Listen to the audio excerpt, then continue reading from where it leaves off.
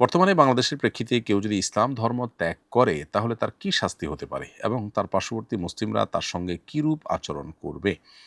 ইসলাম ধর্ম ত্যাগ যদি কেউ করে, আল্লাহ না করুন, মোরতাদ যদি হয়ে যায়, তাহলে সেক্ষেত্রে ইসলামী শরিয়া, ইসলামী আদালতের আলোকে তার শাস্তি হলো মৃত্যুদণ্ড।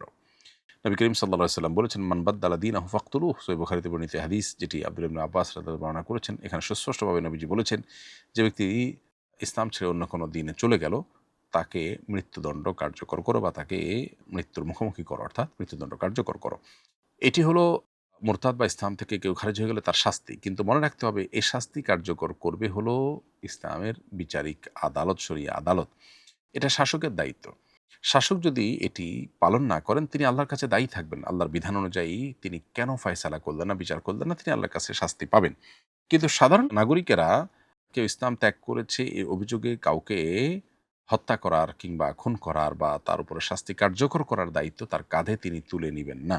কারণ এই দায়িত্ব যদি তার কাঁধে যদি তিনি তুলে নেন, তাহলে সেক্ষেত্রে যেটা হবে, সমাজে বিশৃঙ্খলা তৈরি হবে।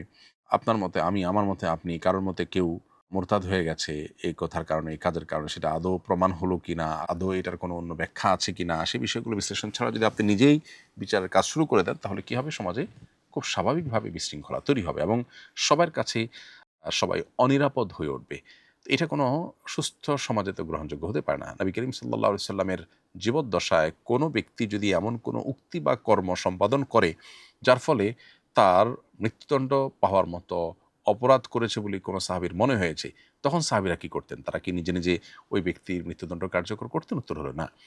তারা বলতেন নবী সাল্লাল্লাহু আলাইহি সাল্লামকে, ইয়া রাসূলাল্লাহ, আপনি আমাকে অনুমতি দিন, আমি তার মৃত্যুদণ্ড কার্যকর করি। নবী সাল্লাল্লাহু আলাইহি সাল্লাম তাকে অনুমতি সাধারণত সচরাচর দিতেন না।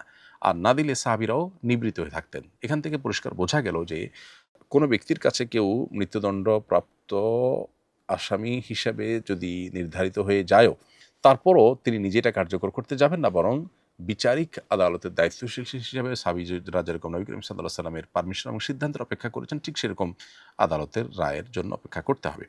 তবে কেউ ইসলাম ত্যাগ করার ফলে তার প্রতি ওয়ালা এবং বারার যে মূলনীতি, ইসলামের ভালোবাসা এবং বরিতার যে মূলনীতি, তার আলোকে তার সাথে আর সে গভীর সম্পর্ক, বন্ধুত্বপূর্ণ সম্পর্ক রাখবে না একজন ঈমানদার। তবে তাকে দাওয়াতের নিয়তে, ইসলামের সৌন্দর্য তার কাছে প্রকাশের নিয়তে বা তাকে ইসলামের দিকে আনার নিয়তে তার সাথে সুসম্পর্ক বজায় রাখা বা সদাচরণ করা, সেটা তো বিধেয় হবেই বলা বাহুল্য। পুরুষরা রূপার চেইন ব্যবহার করতে পারবে? উত্তর হলো, পুরুষের জন্য রূপার চেইন ব্যবহার করা জায়েজ হবে না। বরং স্বর্ণ বা রূপা, এটা বেসিক্যালি মহিলারা ব্যবহার করবেন। পুরুষ আংটি হিসেবে রূপা ব্যবহার করতে পারেন, বিশেষ করে সিলের জন্য আগের যুগে ব্যবহার করা হতো। অতএব ওই সাইজের বা ছোটখাটো আপনার রূপার আংটি ব্যবহার করতে পারবেন। এছাড়া রূপার ঘড়ি হোক, চেইন হোক বা রূপার অন্য কোনো আপনার গহনা হোক, সেগুলো ব্যবহার করা পুরুষের জন্য জায়েজ নয়। যেমনিভাবে স্বর্ণটাও জায়েজ নয়। এটা নারীর জন্য আল্লাহ তাআলা রেখেছেন, নারীরা এটা ব্যবহার করবেন। পুরুষ এটার মালিক হতে পারেন, কিন্তু ব্যবহার করতে পারবেন না। আলোচিত রামিসা হত্যাকাণ্ডের বিচার রায় অতি দ্রুত সম্পন্ন হলো। এভাবে কি সকল বিচার দ্রুত হওয়া উচিত? নাকি আমাদের বর্তমান বিচার ব্যবস্থায় অতি দ্রুত রায় হলে নিরপরাধ মানুষ জুলুমের শিকার হতে পারে, এ ধারণাই সঠিক? এ বিষয়ে আপনার মন্তব্য জানতে চাই। আমাদের অনেকেরই ধারণা যে শরিয়ার আদালতের বিচার মানেই হলো খুব দ্রুততার সাথে রায় হয়ে যাবে, দ্রুততার সাথে কার্যকর হয়ে যাবে। এমনকি অভিযোগটা যথাযথভাবে প্রমাণিত হওয়ার জন্য যত সময় প্রয়োজন তত সময় নেওয়া হবে না। র‍্যান্ডম একেবারে যেনতেনভাবে রায় হয়ে যাবে এবং বিচার কার্যকর হবে। এর নাম আসলে শরিয়া আদালতের বিচার নয়। মূলত ন্যায় বিচারের প্রয়োজনে অভিযোগ প্রমাণিত হওয়ার জন্য যতটুকু সময় প্রয়োজন ততটুকু সময় নিতেই হবে। এটা ঠিক যে আমাদের সমাজে প্রচলিত যে বিচার ব্যবস্থা আছে, এখানে রায় হতে, হতে অনেক সময় নেওয়া হয় এবং দীর্ঘসূত্রতা অনেক বেশি এবং সেটা কার্যকর হওয়ার জন্য দীর্ঘসূত্রতা অনেক বেশি। তো এটা কমিয়ে আনতে হবে। এটা নিয়ে কোনো সন্দেহ নেই এবং রামিসা হত্যাকাণ্ডের বিচার যদি অল্প সময়ের মধ্যে করা সম্ভব, তাহলে এরকম আরো বহু হত্যাকাণ্ডের বিচার কিন্তু অল্প সময়ের মধ্যে করা সম্ভব। হ্যাঁ, কোনোটি হয়তো তদন্ত করতে, করতে অনেক বেশি সময় লাগতে পারে, কিন্তু সেটা বছরের পর বছর, যুগের পর যুগ চলে যেতে থাকবে। কোনো অবস্থাতে তা গ্রহণযোগ্য নয়। কিন্তু আজকাল যে বিচার ব্যবস্থা প্রচলিত আছে, সেই বিচার ব্যবস্থা আমরা দেখি বছরের পর বছর বহু মামলা ঝুলে থাকে। জমিজমার মামলা হলে তো কোনো কথাই নেই। যুগকে যুগ সেটা চলতে থাকে। এটা একেবারে কমন বিষয়ে পরিণত হয়েছে। এটা সন্দেহাতীতভাবে বর্তমান বিচার ব্যবস্থার ত্রুটিগুলোর মধ্যে থেকে একটি। বিধায় এই জায়গাটাতে সংশোধনী আনা, এটা যথাযথ কর্তৃপক্ষের কর্তব্য এবং ইসলামী শরিয়ার আদালতে নিরপরাধ কোনো মানুষ জুলুমের শিকার যেন না হয়, সেটি যেমন নিশ্চিত করার ব্যবস্থা রয়েছে। আবার দীর্ঘসূত্রতা যেন না হয়, অর্থাৎ ন্যায় বিচার যেন বিলম্বিত না হয়, এবং প্রত্যাশিত সময় যেন না লাগে, সেই জন্য ইসলামী শরিয়া সে ব্যাপারে শরিয়া আদালতকে খেয়াল রাখতে হয়। ফুটবলের কোনো পছন্দের দলকে সমর্থন করা এবং তাদের ভালোবাসায় জার্সি পরা, পতাকা ওড়ানো ইত্যাদির ব্যাপারে আপনার মতামত কি? আমি একজন সাধারণ মানুষ হিসাবে আমার যে মতামত ব্যক্ত করতে পারি সেটি হলো, আজকের পৃথিবীতে যে সমস্ত বড় বড় আপনার স্পোর্টস এর আয়োজন করা হয়, সেটা ফুটবল হোক, ক্রিকেট হোক, অন্যান্য বিষয়গুলো হোক, এগুলো বিশ্ব জুড়ে বিশ্ব বেনিয়াদের অনেক বড় বড় বাণিজ্যের অংশ। এটি বোঝার জন্য পণ্ডিত হওয়ার কোনো প্রয়োজন নেই। এটি যাদের বাণিজ্য, তারা এটা আমাদেরকে গেলাচ্ছে তাদের বাণিজ্যের প্রয়োজনে। অতএব একজন বিবেকবান মানুষ তিনি এ সমস্ত খেলাধুলার উন্মাদনায় নিজেকে ডুবিয়ে রাখা, এটা কোনো অবস্থাতে তার থেকে প্রত্যাশিত হতে পারে না। এর বাইরে এ ধরনের উন্মাদনার মধ্যে একজন মুসলিম যিনি আখিরাতে বিশ্বাসী, আল্লাহর সামনে তাকে দাঁড়াতে হবে।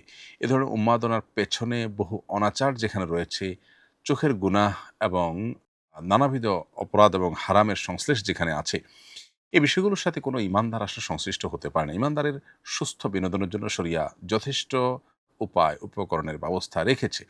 মৌলিকভাবে শরিয়ার যে নির্দেশনা আছে সেটি হলো, আমরা শারীরিক কসরত হয় এরকম যেকোনো খেলাধুলা, যেকোনো ব্যায়াম, যেকোনো কম্পিটিশন জাতীয় খেলাধুলা আমরা খেলতে পারি।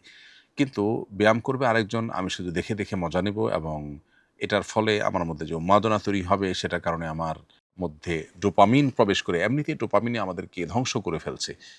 এই সাময়িক আনন্দ, সাময়িক বেদনার যে আপনার ব্যাপারগুলো, এগুলো আমাদের মনোযোগকে এমনি ধ্বংস করে দেয়। অতএব এমনিতেই মনোযোগ বা ফোকাস আমাদের নষ্ট হয়ে যাচ্ছে। আমাদের কাজের প্রোডাক্টিভিটি কমে যাচ্ছে দিন, দিন।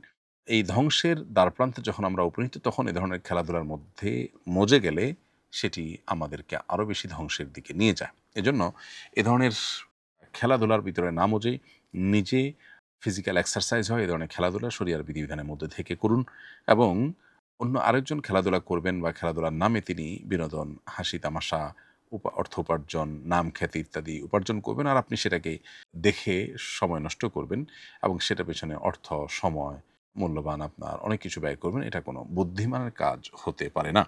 যেটাকে আমরা খেলা বলছি, এটা নিছক কোনো খেলা নয়, এটা সিরিয়াস বিষয়। আর যেটাকে আমরা আমাদের জীবনে সিরিয়াস বানিয়ে নিয়েছি, সেটা আমাদের জীবনে কোনো অর্থবহ বিষয় নয়। সুস্থ বিনোদনের জন্য এর চাইতে আরো বহু ভালো উপায় আমাদের হাতের কাছেই আছে। এই বিনোদনগুলো মানুষকে যদি সুখ দিতে পারত, তাহলে পশ্চিমা পৃথিবীর মানুষ এগুলোর মধ্যে ডুবে থেকেও তারা কেন সুখী হতে পারছে না? কেন আত্মহত্যার মিছিল তাদের মধ্য থেকে থামছে না? আমি চোখ বন্ধ করে নামাজ পড়ি। একজন বলল, চোখ বন্ধ করে নামাজ পড়া হারাম, নামাজ হবে না। কিন্তু চোখ বন্ধ করে নামাজ পড়লে আমার ভালো লাগে এবং মনোযোগ বেশি থাকে। আপনার কাছে সঠিক বিষয়টা জানতে চাই। মৌলিকভাবে খোলা রেখে নামাজ পড়া উচিত। স্বাভাবিকভাবেই চোখ খোলা রেখে নামাজ পড়তে হবে। যদি কেউ চোখ বন্ধ করে নামাজ পড়েন, তাহলে সেটা সাধারণত মাকরুহ হয়, অপছন্দনীয় হয়, সুন্নাহর খেলাফ হয়। যদি কেউ চোখ বন্ধ করে নামাজ পড়লে তার মনোযোগ থাকে এবং খুশু-খুজু থাকে, তার ফোকাস ঠিক থাকে, জাস্ট মনোযোগ ঠিক থাকার প্রয়োজনে যদি কেউ এটি করে, তাহলে সেটা মাকরুহ হবে না, সেটা জায়েজ হবে।